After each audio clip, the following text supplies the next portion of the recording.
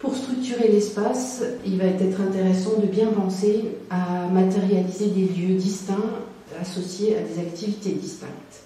Un lieu, une fonction. Classiquement, voilà l'endroit où je mange, l'endroit où je dors, l'endroit où je travaille, l'endroit où je fais des pauses. Ça va être intéressant de faire ça. Si vous êtes dans un endroit exigu avec peu de possibilités de séparer les espaces, vous pouvez tout à fait être inventif et jouer par exemple sur des couleurs de nappe en fonction de ce que vous allez faire sur une même table. Vous pouvez également séparer les espaces avec un paravent, avec des chaises, avec une table basse versus la table de la salle à manger, etc. Mais ça va être toujours intéressant que la personne comprenne bien ce qu'elle va faire dans quel espace, pour qu'elle puisse s'y rendre seule et pour qu'elle puisse, en un coup d'œil, savoir ce qu'elle fait. Le visuel, du coup, doit être pareillement clair, c'est-à-dire qu'il va falloir être explicite. Pensez toujours bien, quand les choses risquent d'être complexes ou implicites, à vous dire, il va falloir lui expliquer et rendre les choses claires. On a trop de tendance et trop souvent à se dire, c'est logique, la personne devrait savoir ça. Attention, méfiance, quelquefois, en fonction du niveau de la personne, on la pense claire avec ce qui est attendu d'elle et en fait elle ne l'est pas du tout. Elle aurait besoin qu'on lui rappelle véritablement ce que l'on attend. Donc essayez de faire des choses très visuelles, très simples, qui se passeraient de commentaires verbaux dans l'absolu. Non pas qu'il ne faille pas parler à la personne, mais qu'il ne faudrait pas que tout passe par des explications verbales. Il faudrait qu'en un coup d'œil, la personne arrive derrière son bureau et sache ce qui est à faire. Par exemple, un exemple très très simple, normalement ici. Dans cette activité de tri, je vois ce qui est à faire sans que quelqu'un soit obligé de me l'expliquer.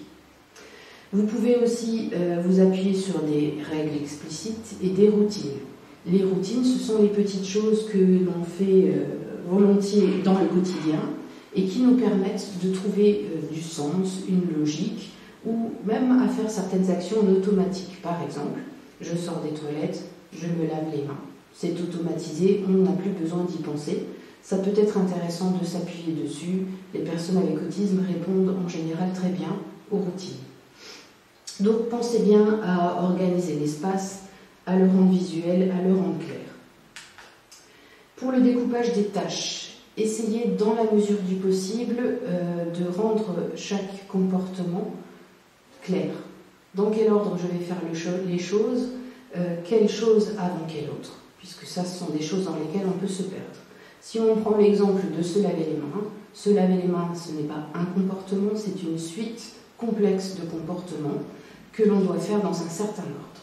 Essayez d'enseigner à la personne, de la même manière que sur le planning par exemple, à faire les choses dans l'ordre, une tâche après l'autre, ouvrir le robinet, mettre les mains sous l'eau, prendre le savon, etc. Pensez bien à décomposer les tâches et les périodes de temps. Voilà la période de temps dans laquelle je pourrais faire telle chose. Voilà la quantité de travail que j'ai à faire avant d'aller regarder la télévision. Ça peut être très important pour la personne d'avoir un visuel clair du temps qui passe et de ce qui est à faire. Pour décomposer les tâches, vous pouvez les montrer, pareillement, photographie, pictogramme, montrer une suite de tâches à faire, prendre la personne en photo, prendre de la vidéo. Soyez inventif, l'essentiel c'est que la personne comprenne dans quel ordre on fera quoi et comment.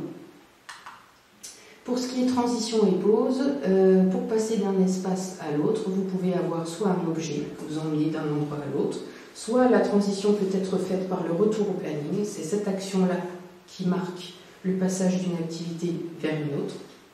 Vous pouvez aussi organiser des pauses, puisque vous savez que souvent, travailler, si c'est bien structuré, va être beaucoup plus facile pour une personne avec autisme que prendre des pauses où elle ne sait pas toujours quoi faire, vers quoi diriger son attention. Vous pouvez prévoir des boîtes avec des choses intéressantes, vous pouvez prévoir avec un timer un temps de télévision, de jeux vidéo, de lecture.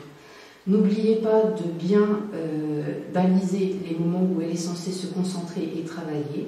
Si votre personne avec autisme a un temps de concentration de 10 minutes par exemple, n'oubliez pas, prévoyez un temps de travail de 8 à 9 minutes, légèrement en deçà de ses capacités, pour ne pas attendre qu'elle soit fatiguée ou qu'elle ait à vous réclamer des pauses. Il faudrait que les activités intéressantes ou les pauses surviennent un petit peu avant que la personne en ait réellement besoin.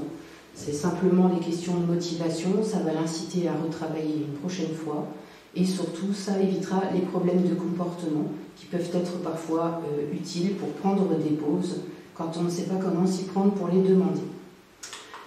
Donc en résumé, il faudrait pouvoir répondre à ces 3 questions de façon assez simple et visuelle. Le visuel revenant régulièrement parce qu'il est, je rappelle, le canal privilégié de la personne avec autisme pour comprendre son environnement. Que dois-je faire? Est-ce que j'ai une idée visuelle de ce que je devrais faire, du temps que ça va durer et de ce qui viendra juste après? Donc, l'organisation, la prévisibilité et gestion de l'anxiété. Je vous remercie, bon courage.